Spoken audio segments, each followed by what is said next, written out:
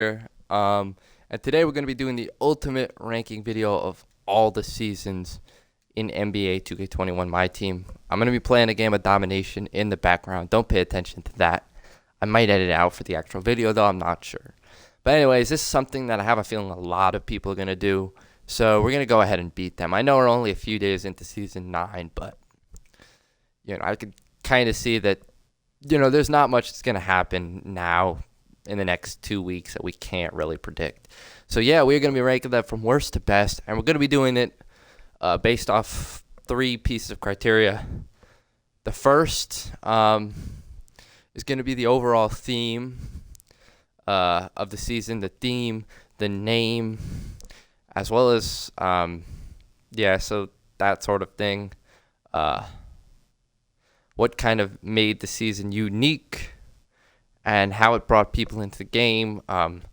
The second theme, the second idea that we're going to be ranking it on is we're going to be ranking it on the players, both reward and premium players that were released that season in comparison to their time. And thirdly, we're going to rank it on, things to do, new content, and was it keeping the players engaged or was it kind of dry and boring? So with that being said, let's get started. So in last, I have to give it to Season 1. One will rise. Now, I am going to cut 2K a little bit of slack. This was their first time ever implementing seasons into 2K21 My Team. So, they were figuring out just as much as we were in terms of how they were going to do that. Everything was new. The level 40 grind, XP was new, and all that stuff with the season. So first things first, the season did have a theme. It was actually based around the NBA playoffs, which were going on in the bubble at the time. And I suppose One Will Rise was kind of had to do with like rising to the championship. And to be honest, this theme of playoffs was not bad, and it could be seen in many different aspects throughout the season. Every week they had the playoff packs, they had playoff stoppers, playoff dimers, and so on. Limited, the first time having limited was based off of different playoff challenges, requirements. They had that week where you had to use players that could only have won a playoff reward. Another week where you had to use teammates of LeBron and Jimmy Butler who were in the finals. So honestly, as far as the theme goes, the season was honestly really, really solid. The theme wasn't maybe as complex as you might see it in later seasons, but for the first season, I think it was more than solid. Now, in terms of number 2, the content that was released, again, this was honestly another positive. I think we really got great content for the time in Season 1. Looking at the reward content, Steph Curry was an incredibly hard grind, but he was the best card in the game, and the best card in the game for at least the first 3 months. Best point guard, at least. Paul Pierce was the Unlimited Award, was the best wing in the game. So, yeah. The content in packs, like always, was a little bit slow. I think one drop or probably the 2 best drops of that season, maybe the only 2 good ones were honestly the Flash one with that glitch John Stockton. He was unreal, as well as Idol's Dominique, because we got that Giannis, who was a defensive beast, and Deron Williams, who was a great point guard. But one thing that I like about the start of 2K, the 2K year, is that some of the reward players are actually better than the top players in packs. So like George Mikan from Domination, Steph Curry from level 40, and Paul Pierce from Unlimited were better than, honestly, the top cars in packs, which is unheard of later in the year. So if I'm speaking so highly of Season 1, then why do I have it last? And here's my biggest problem with that. The first problem that I have with Season 1 is disorganization. And again, I should cut 2K some slack, and I'm not hating on them for this, but we can't forget how disorganized Season 1 was in terms of XP. It took them a good 2 to 3 weeks to figure out the right way of how to release XP. At the start, they released very little XP for players. And then once they started releasing XP for players, they had them grouped so weirdly. I remember the season tip-off set. They literally had XP. They would have like 3 things of XP, but only for like 5 out of the 20 or something players in the set. It was just so disorganized. And again, it was so hard to grind Steph Curry. And I'm not saying that Steph Curry should have been easy, but even if you look at Season 2, which was honestly maybe just as hard as Season 1, it was just done a lot better. So XP was horrible in Season 1, and that is the only season that I didn't grind for the level 40 award. Again, Steph Curry, amazing, but the XP grind was absolutely atrocious. Now, I know I shouldn't really blame 2K for the gameplay issues, but Season 1 was just really obnoxious to play. The whole first weekend, nobody could shoot at all. And then they fixed that, but for at least half the season, you couldn't play triple threats. You couldn't even grind half the XP challenges just because, you couldn't shoot 2 of the main modes in this game. I just felt like the gameplay also really hurt the season. In terms of what to do and things to do in this game mode, I don't think that was a huge issue. Again, they didn't really have the same amount of things as you would see in later seasons, but you couldn't really expect that in earlier seasons. This was the first season. This was the very start of the game, and you didn't need new agenda cards every day, or you didn't need locker codes every day. Or challenges. We were satisfied with the weekly challenges and the grinding unlimited, grinding limited. And then the final problem that I actually forgot to mention from Season 1, limited was a huge disappointment. I'm not talking about the gameplay was cool, like the themes were cool, but it was way too hard to get the ring. I'm pretty sure it was taking like 20 plus games to get the ring. I sweated so hard. And I also got lucky. I was one of the few people that managed to get Ralph Sampson. He was a garbage man. You can relate, man, if you sweat through limited Season 1. Luckily, they changed it Season 2, but that was also a real negative. I'm pretty sure so many people did not get that ring. But anyways, yeah. Objectively, could it be higher? Yeah. But this is my opinion, and I'm just thinking, when I'm thinking back to all the seasons, I think Season 1 was just the one that I really just didn't want to play. And then coming in number 2, or number 8, I should say, is Season 2, Next is Now. Now, honestly, I know a lot of people would have Season 1 above Season 2, but, and I understand why you could do that. And to be honest, there's not much that separates Season 1 from Season 2. But I think the thing that does it for me is that Season 2 was just more organized. And it was like Season 1 was sort of just, there were just way too many mistakes on 2K's part. And Season 2 was just a fixed, better version of Season 1. So Next is Now.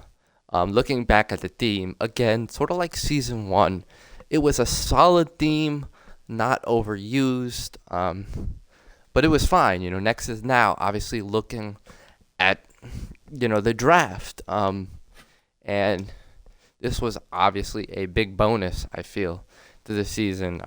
Being able to feature young players coming into the league, for the first time ever having a draft in November. So yeah, I mean, season 2 was looking nice. And as far as the theme goes, again, not really overused, but able to implement the theme with premium packs. They had the Nexus Now packs with the pink diamonds. Like they had Nexus Now Loyalty, Nexus Now Dunkers, Nexus Now Team Ups. They had a lot of nice players in that set. So yeah, I mean, and of course, the whole draft thing. And then going into another positive, I think the content drops from season 2, just in terms of the general hype and what they did sort of honestly went overlooked. And I think if you're comparing not the players, but the pack drops, and how it actually engaged the community compared to season 1 was honestly better. And I want to bring up 2 drops specifically. The first drop is the Possess drop. And man, I know this, all right? 2K, all right, the Possess drop was a huge money grab, but to be honest, that weekend was probably the best weekend of the first 3 seasons. We got 3 nice reward players. We got that Otis Birdsong. We had a few nice players from there. And of course, we had the 3 possessed players that locked in for the Hall of Fame badges: LeBron, Vince, and Harden. Again, it was a money grab, but it was cool. With 2K, hinting it on Twitter and releasing them in packs. And I just think a weekend like that really engaged a lot of people into the game mode. And like you can't hate on 2K for making money. And I think what 2K did was very fair and really a positive looking back on it. Not their pack odds, by the way, but just the hype that they brought in that weekend. And of course, same thing on the draft week. I remember I was waiting the day of the draft in DBG's freaking stream, waiting for cards to come out. And then no cards came out in the morning, but I was watching the draft, and then you saw all those emeralds come out, and it was honestly cool to get the cards at night. And again, another huge drop from this season. We got those Emerald Evil cards. Some of them could evoke the Amethyst Diamond, and they were very solid cards. And of course, you had the Cam Reddish glitch, and then of course you had Pink Diamond AD, who was a beast, and some other cards. And of course, everyone got Cam Reddish, which was very nice. So yeah, some memorable cards for me again that you could buy. I think Zion Williamson was a really big one, and a guy that was in my squad for such a long time. You also had, I like Pink Diamond T-Mac, but I don't know if he was that memorable. But yeah, it really was a solid season. In terms of the rewards, like Blake Griffin was the best pick in the game. I went for level 40, and even to this day, I don't regret it. I bashed him up. I have no regrets going for that level 40 Blake Griffin. So yeah, it really was a great season in terms of the players that were released. And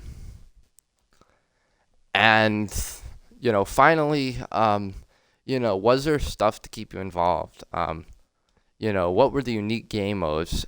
Unique game modes were the triple threat challenges, which I guess it's not something super new, but being able to grind triple threat challenges were honestly something that at least I was thankful for, this whole year, because it wasn't just a one season thing. But obviously that was a big positive that 2K released this season.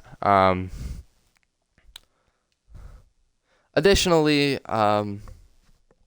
we had obviously your regular game modes, but then again, it is second to last because I don't want to overhype it.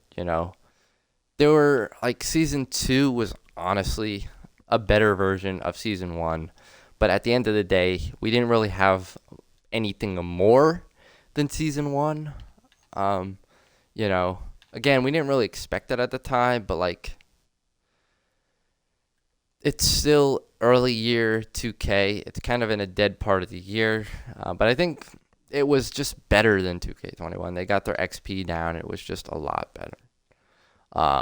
So coming in at number 7, we've got Season 6, Glitch Reality. So I know a lot of you guys were waiting for me to call out this season. And to be honest, just like a lot of people, I did not like the season. I think it's a little bit harsh to put Glitch Reality. I think it's definitely harsh to put Glitch Reality at the very bottom. Because, yeah, I know it's more recent. But, like, you got to know that considering that it's surrounded by Season 5, Season 7, Season 8, and even Season 4, all were pretty solid seasons. Season 6 was really kind of a letdown, especially since Season 6 was probably a top 2 hype season in my team this year, and was also sort of at the peak of my team, sort of in that winter-spring period. But anyways, the theme was Glitch Reality.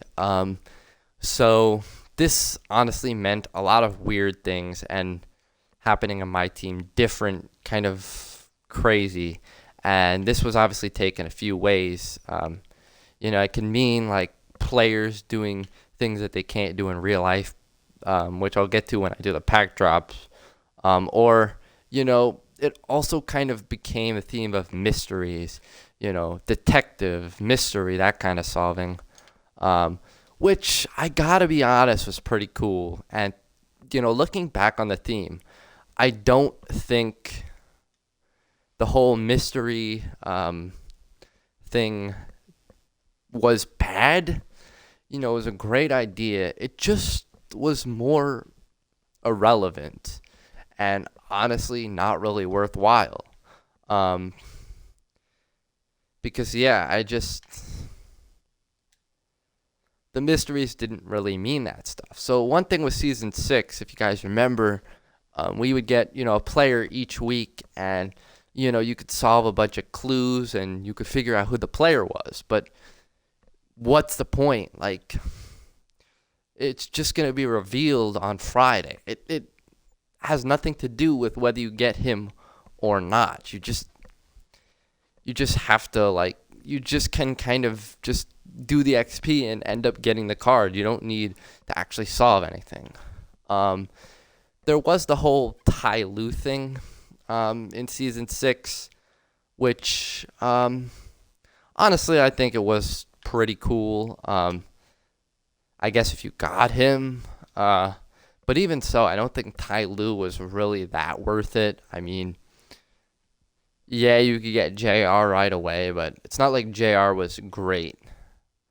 And honestly, to be honest, going into my second point, the players for Season 2, the rewards, honestly, were really a letdown, in my opinion, compared to the season that surrounds it.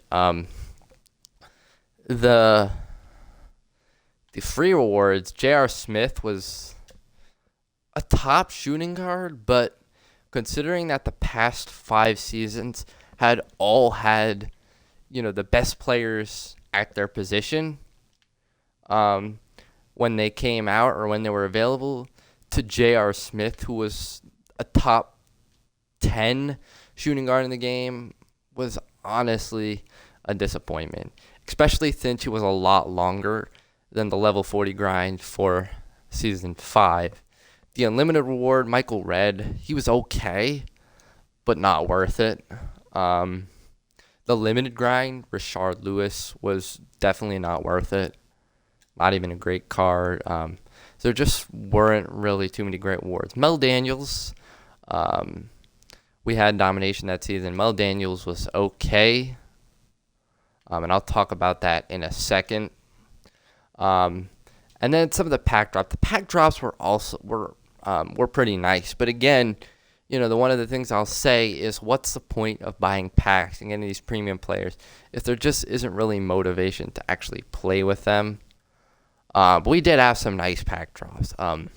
We had our out of position set with point guard Kobe and Grant Hill, who was a beast. We had, Warped Reality, which was honestly probably a top like 3 game changing drop this year.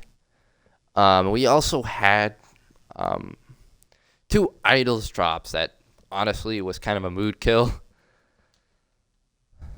But I think the problem with Season 6 was that there just wasn't enough to do, enough to keep us playing the game. And this was a lot of complaints with people, and I totally understand this. And yeah, Season 6 had more than Season 1 and 2, but, we didn't expect that much from Season 1 to 2. We were coming off Season, 5 and 4, and, we just, we didn't get that much. We got, 1 mystery player a week, as well as mystery packs, which were relevant, and the Friday packs. And other than that, there really wasn't a point in playing the game unless you want to play unlimited and sweat for those trash rewards. We did have domination, and I think that was something that made Season 6 unique. However, if you're a sweaty like me, like I completed domination literally within like 6 days, and I didn't really have much to do for the rest of the season. I think it was like the last 2 weeks or something that they started with the upgrade in the TTO wars on the weekend. You know what? That was a dub. I remember it was the Warped Reality week that they had Wilt Chamberlain and DeMar DeRozan on Triple Threat. So that was honestly cool at the time. But again, it just didn't really do it to me. Theme was okay. But yeah, there wasn't really much to do. And I'm pretty sure we didn't even have any spotlight challenges that season. So yeah. So next, coming in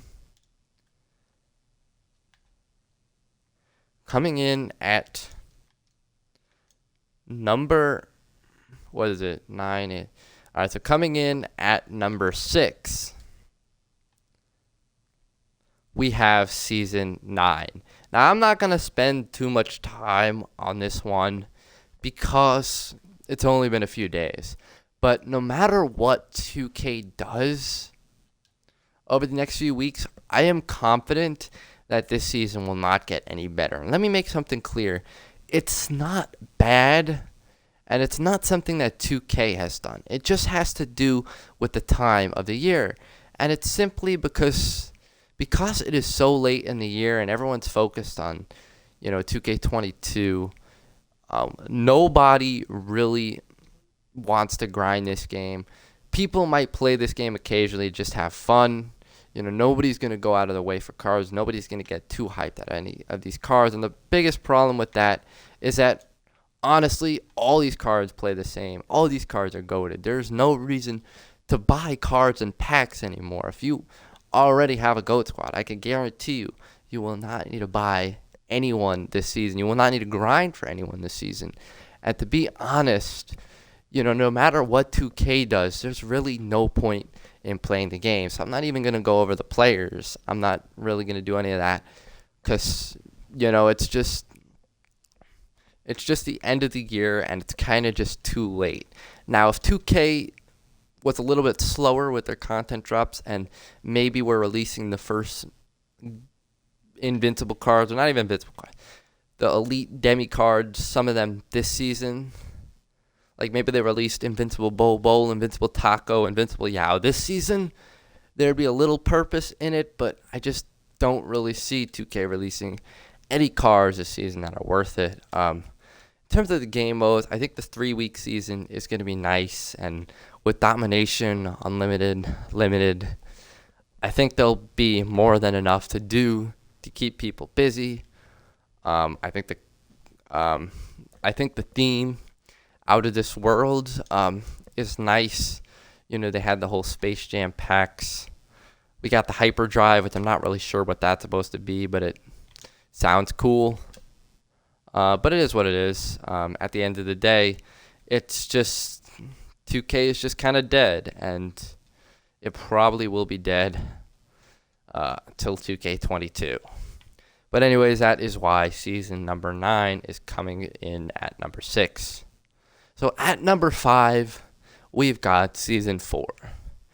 And to be honest, season 4 is probably an example of an average season. It wasn't bad in any respects. There were plenty of good to it. But 2K just didn't do something to make it special. And it was a 6-week season. In sort of the middle of the year, middle of January. And this is the time where 2K is probably honestly pretty hyped up, and a lot of people playing, after the holiday season. Maybe people just got the game or they're getting into it through the winter, and that's my sort of thoughts. So the theme of season 4, obviously the name of it was The Return, and the theme was based around the return of the NBA after a short off season last year. Yeah, and there were a lot of cool new things added into the game at the start of the season. The first was Current Series 2, as well as Heat Check packs. Both of those would end up being irrelevant, but it was cool to see them added into the game. So that was nice. And of course, we got a new domination. We got the Heat Check domination. Now, in terms of the players that were released that season, or pack drops, we got 2 really memorable ones. The first was the Inferno set. The Inferno set was another really game-changing set. We got Opal T-Mac and Opal Havlicek for completing it, who were both top 2 shooting guards in the game. We got LeBron, who was the first Opal LeBron. Obviously, he was very hyped. And this was just a really good time for 2K. That was actually the main one. We also got, of course, the really nice retro pack with Jordan, Opal Jordan. We got Opal Hakeem. And as you know, this season was the first season that Opals were in packs. So obviously that gave people a new motive to pull packs. You could get the Opal Glow and some really nice pink diamonds as well. In terms of the reward players, you actually had Opal reward players for just about every game mode. You got a very nice center in Opal McHale. You got Opal Westbrook, who was a very nice point guard in Limited. So yeah. And then following the theme, I actually didn't really understand how this was related to the return theme, but we actually got throwback moments for our Tuesdays packs. Throwback moments, those were fine. We got a few historic pink diamond cards, locking in for a pink diamond card, and a pretty bad value Dr. J card. But it is what it is at the end of the day. Yeah. And of course, we saw our first Moments card this season, which, to be honest, Moments were kind of a bust this year, not going to lie, but Moments were definitely a bust. However, they started off potentially turning into something. We got Pink Diamond LeBron, we got we got that Diamond Luka for the first moment. So, all in all, you could kind of tell it was a solid season. We got a couple of agendas with Moments rewards, but then again, there wasn't really that thing to keep people hype. I mean, it was just sort of a mediocre season. That's the best way to describe it. Um, Nothing else for it. So coming in at number 4, the top 4 right here, we've got season number 3.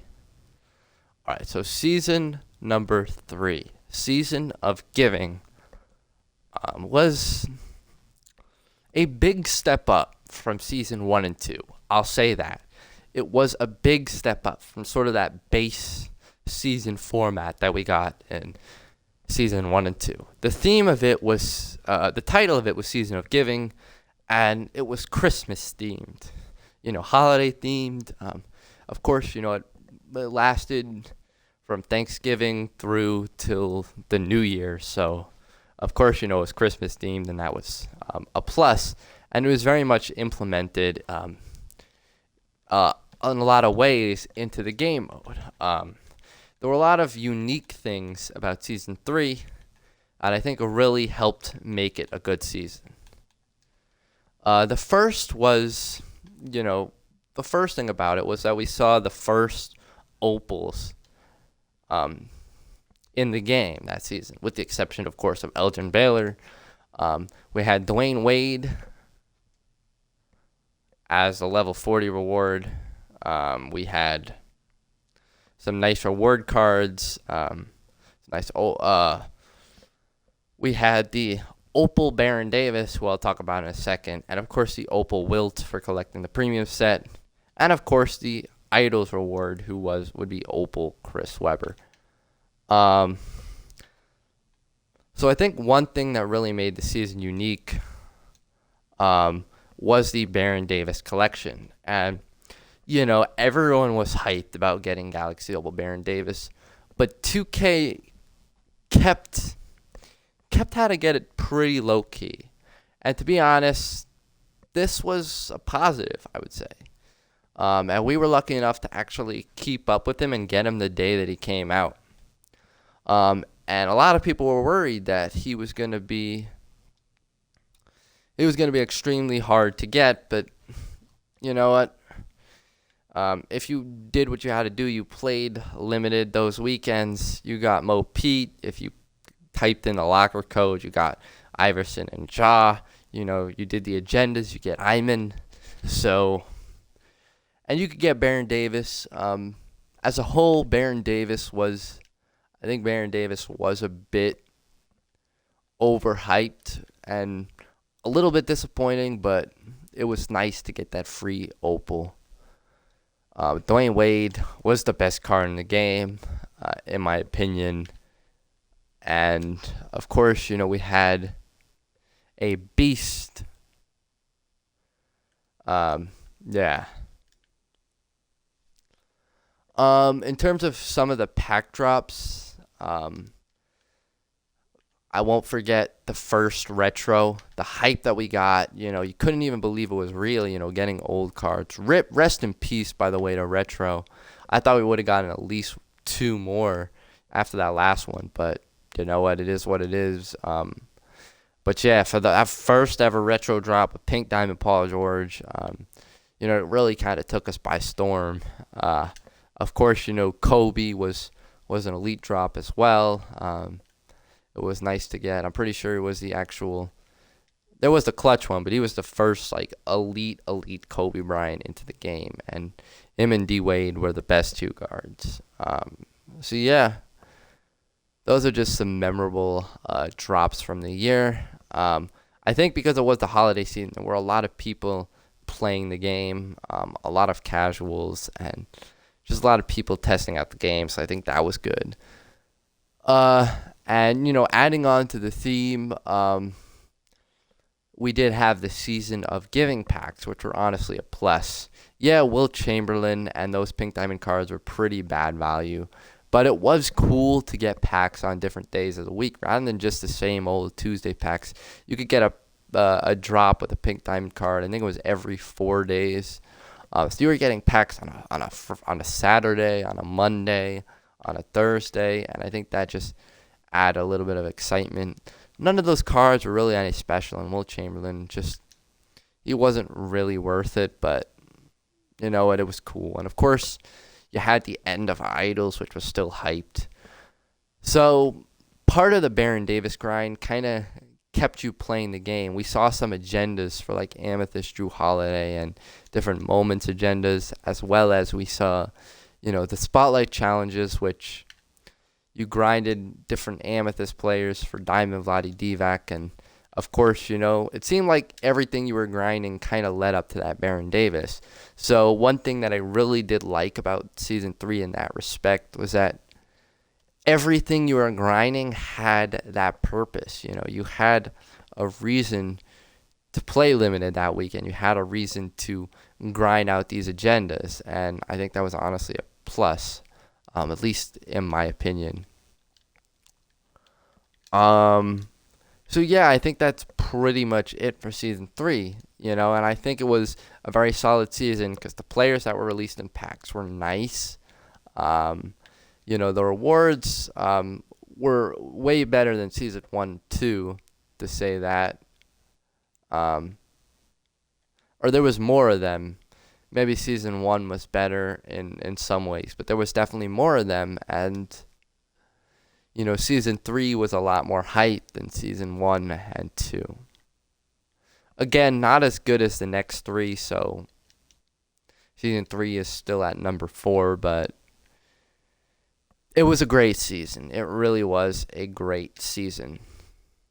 So coming in at number 3, we have season... Coming in at number 8, we have... Coming in at number 3, we have season number 8. Now, season number 8 was honestly, it was a long season, and to be honest, going into this season, we weren't really that happy. We weren't expecting much. After reading the blog, honestly, it sounded kind of disappointing. We were coming off a high-paced, exciting, fast season with a lot of great free content, spotlight sims, and we had our hopes real high for the following season. But after reading the blog, it honestly seemed like a bit of a letdown. So in terms of the theme,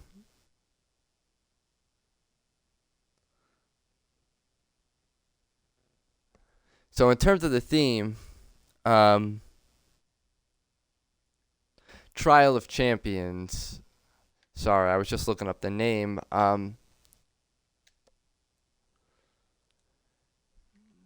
It was still, so Season 8, it was still a great season, but it started off very slow and honestly just got better and better as it went along.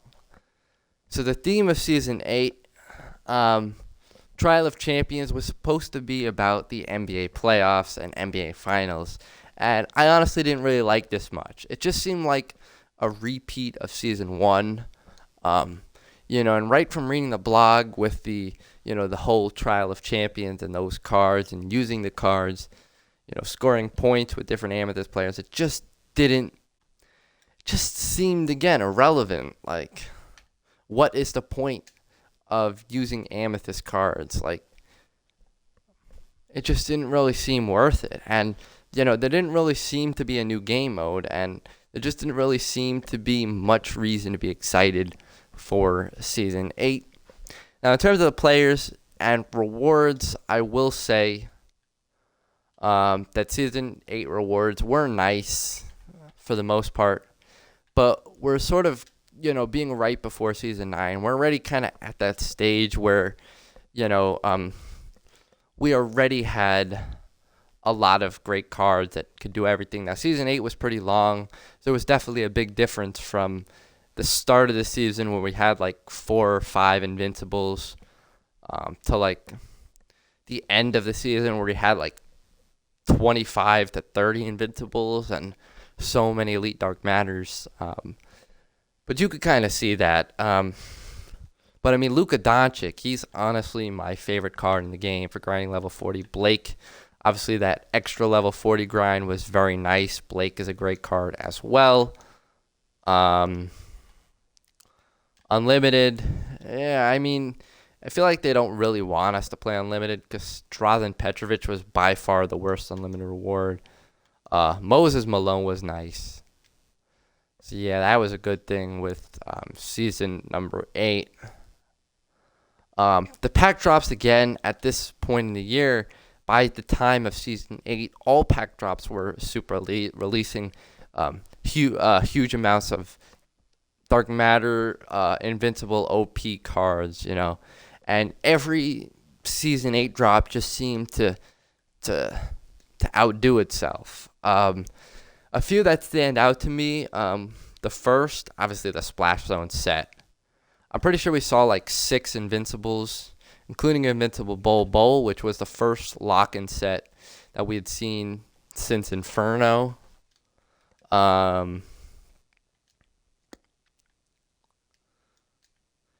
had seen 2 out-of-position sets, which were very nice.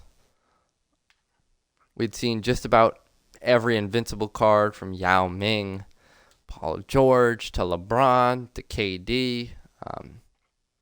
We also saw Idols, which we complained about it when we saw it on Fridays during Season 6, but Idols as a midweek pack was more than solid. Now, one thing that I think was really a positive about Season 8 was that we were getting packs 4 days a week, or 5 days if you count super packs, and the season rewind packs didn't really do anything, but it was nice to get that content. So that was definitely a positive of Season 8. Another big positive, and in terms of content and things to do with the Spotlight Challenges. Now, me, like a lot of people, honestly, the Spotlight Challenges killed me. Literally, I stayed up like all night. It was a real stressful experience to get those done. But after completing them, I think I completed all of them like 9 days after they came out. No, 10 days. I look back on them now and I'm like, it was more rewarding for me to grind these 30 games and sweat through them than, to just mindlessly play like 90 games. And so, you know what? I think it was a very positive experience, including the fact that we got some very nice Dark Matters in the spotlights, and of course, Taco Fall. The other thing that I did like about Season 9 was, again, like I mentioned back in Season 6, juicing the TTO boards. That was really a big plus. Almost every week they would add some sort of nice card to TTO. And again, were you likely to get that card? No. But did it give you a reason to play the game, an incentive to play the game? Yeah. And I think that was definitely a positive this year. So with that being said, I think Season 8 was definitely a top 3 season in the game. Again, I don't think it was as bad as Season 9, where every card's just already goated and there's no point. Maybe by the end of Season 9 it got that way, and I would have probably spaced it out a little bit more. You could have definitely broken Season 9 into maybe 2 seasons. But because it could have, I can understand how it felt a little bit long, but I mean, it was definitely a solid season. A lot of nice rewards, a lot of things to do, and I was honestly very happy with it. So next at number 2, we have Season 7, Full Throttle, and this was honestly a better, faster version of Season 8. Yeah. So Season 7 was the shortest season, and to be honest, I like that. I still think 5 weeks is probably the ideal length for a season. I think 6 will drag on too long, and 4 did feel a little bit short, but at the time it did feel, kind of sandwiched between two 6-week seasons. I think 4 weeks was a nice sort of change of pace. In terms of the theme, Full Throttle, it sort of went like a race theme. They had the race to level 40. And to be honest, I felt like this was probably the least used theme out of any season. By that, I mean, like, they didn't have any Full Throttle packs. They didn't have any unique game modes relating to a race or anything like that. But I think, to be honest, it didn't really make a difference, and it didn't really take away from the success of that season.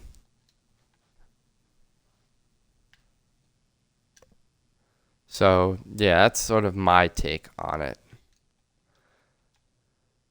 But despite that, like, there were a lot of great things about the season.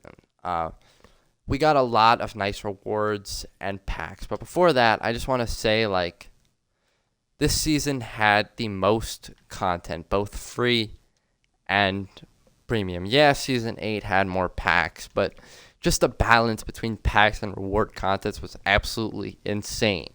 We got a lot of nice grindable agenda cards from George Mikan. We got locker codes with Zion Williamson. We got that agenda Steve Nash. We were just getting content every day. And when we weren't getting, we got a Galaxy Opal Luka Doncic for free. We got Russell Westbrook Evo. We got Alex English on TTO boards. There was just so much content. We were getting packs 3 times a week. We were getting rewind players. We were getting like promo rewinds. We were getting obviously our Friday packs, and there was just a lot with it. The pack drops on Fridays really were above and beyond. We saw out of position 2 with LeBron and Giannis point guard. We saw fan favorites, and of course we saw the release of the first Invincible card in the Shrine. So to be honest, I think Season 7 was honestly a perfect season. We also saw Triple Threat Spotlight Sims, which were a huge dub, with some nice Opal cards and Dark Matters, as well as Invincible Bill Russell. And to be honest, it was a hard one between me putting Season 7 number 2nd. And it was a very close one between this one being 2nd or 1st, but I decided to give a little bit of an edge to Season 5. And there are a lot of reasons why Season 7 could be above Season 5. But I think the biggest reason why Season 5 is above Season 7 is because of I think that time period, Season 5, which lasted from February through March, was really the peak of 2K. That was when 2K, the hype, the people playing the game, excitement in the game was really at its highest. But Season 5 as well was a perfect season. So Season 5, Age of Heroes, obviously the big theme was superheroes. And I think it was really cool, even from day one, getting hero cards and having that hero collection was obviously really cool. Even when we got the Quantum packs, we got Hero Doncic and Hero Shaq. That was all very cool. And I remember it was like the first 3 weeks or something. We were all, waiting to see what those lock-in cards. Everyone was theorizing, what the Golden Age hero, what the Modern Age hero collections were, and everyone was super, super hype on that. We got a lot of great content in the season rewards, between agendas with the hero cards and different cards to grind. I think that was honestly, that gave a lot of incentive for people to play the game. The other awards were very nice as well. Unlimited Cedric Maxwell was pretty good. He was solid.